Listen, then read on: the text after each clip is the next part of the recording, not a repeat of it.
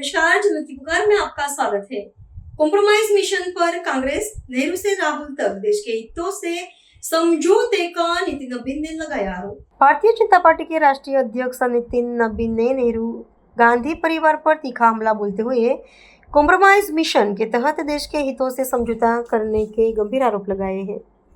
नबीन ने नेहरू युग से लेकर राहुल गांधी के वर्तमान दौर तक के कई ऐतिहासिक संदर्भों को जोड़ते हुए कांग्रेस की नीतियों पर सवाल खड़े किए हैं।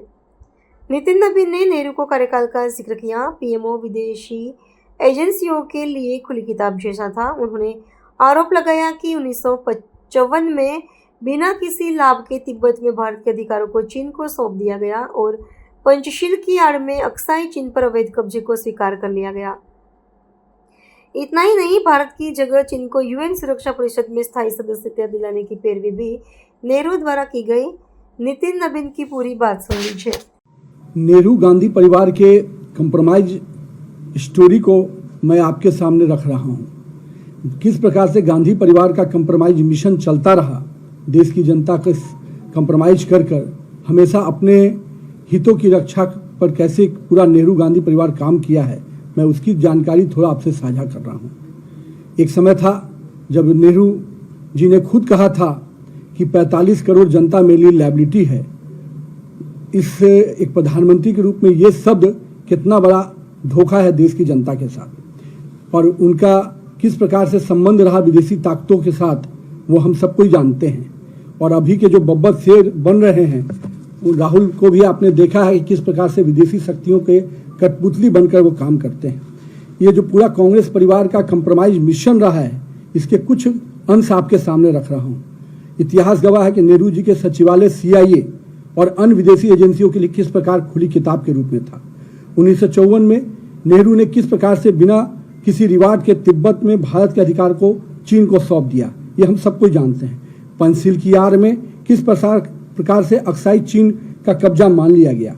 यूनाइटेड नेशन सिक्योरिटी काउंसिल में किस प्रकार से पत्र लिखकर चीन को स्थायी सीट देने की वकालत की गई, ये हम सब ने देखा है नेहरू का कंप्रोमाइज मिशन। अब आते हैं माननीय इंदिरा गांधी जी के पर, जिन्होंने लगातार एक बड़ी छवि बनाई थी, लेकिन हम सबको ध्यान में है कि अमेरिकी राजदूत मोहिना ने माना था कि CIA ने कांग्रेस को चुनाव में प्रचार करने के लिए पैसा दिया। शिमला समझौता, जिसमें 93,000 पाकिस्तानी सैनिक को बिना PO के कब्जा लिए हुए छोड़ देना, आखिर किस कंप्रोमाइज मिशन के तहत ये किया गया। राजनीतिक रूप से कच्चा टीपू जो है श्रीलंका का, उसको किस प्रकार से उपहार स्वरूप श्रीलंका को दे देना इंदिरा गांधी के कंप्रोमाइज मिशन की स्टोरी बताता है। आइए राजीव गांधी के कंप्रोमाइज मिशन को देखेंगे तो आप देख सकते हैं कि रक्षा सेवा में किस प्रकार से अपने उस डील को पर्सनल बैंक अकाउंट को मजबूत करने का माध्यम बनाया गया। बोफोर्स घोटाले में स्वीडिश जांच के लिए किस प्रकार से उसको रोकते हुए अपने मित्र के लिए कोटोरोची को बचाने का किस प्रकार से प्रयास किया गया।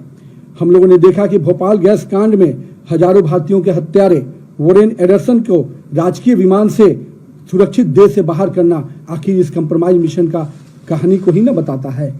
और इसके बाद सोनिया गांधी जी का, जिनका पूरा राजनीतिक अगर आप देख सकते हैं तो 2004 से 14 के बीच में नेशनल एडवाइजरी काउंसिल के माध्यम से सुपर PM बनकर समांतर सरकार और कैबिनेट का संचालन करना निश्चित रूप से कंप्रोमाइज PM का मिशन जो कांग्रेस का था उसको पूरा कर रही थी। और आप उसी कालखंड में आपको ध्यान में होगा, राजीव गांधी फाउंडेशन को चीन की सरकार और जॉर्ज सोरोस के नेटवर्क से फंडिंग कराना, किस कंप्रोमाइज मिशन के तहत ये काम किया गया। चीनी कम्युनिस्ट पार्टी के साथ कौन सा गुप्त समझौता किया गया, निश्चित रूप से ये उनके कंप्रोमाइज मिशन की झलक है।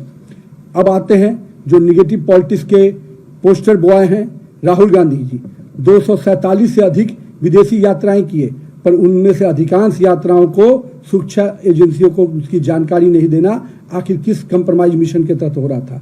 विदेश जाकर भारत विरोधी इल्हान अमर और सोरस जैसे करीबियों से मिलना और उनके इशारे पर भारत में ओछी राजनीति करना, ये किस मिशन के तहत हो रहा था। हम लोगों ने देखा था लद्दाख के सेंसिटिव बॉर्डर एरिया में भी किस प्रकार से साकिर मेराली जैसे विदेशी नागरिकों के साथ घूमना, जिसका पूरा कैरियर सोरोस समर्थित पूंजी पतियों के जो चीनी और पाकिस्तानी एजेंसियों का पैसा देने का काम करता है, उन एजेंसियों के साथ जिसका मिली भगत है, उसके लिए आप काम कर रहे थे।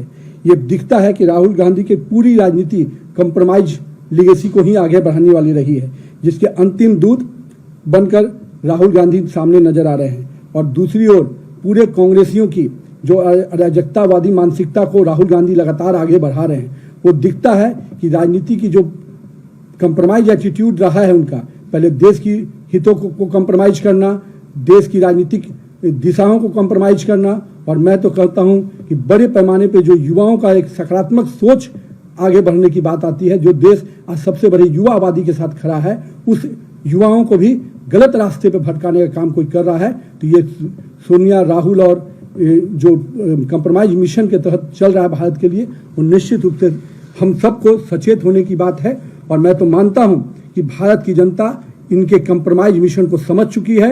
ये देश के हितों के साथ कोई भी समझौता कर सकते हैं, इसके लिए देश की जनता उनको भी आने वाले समय में भी सजा देगी, तब जाके इनको समझ में आएगा। अगर आपने हमारा अभी तक चैनल सब्सक्राइब नहीं किया है तो कृपया चैनल सब्सक्राइब कर लें, लाइक करें, शेयर करें, कमेंट करें। तो मिलते हैं फिर किसी और खबरों के साथ। नमस्कार।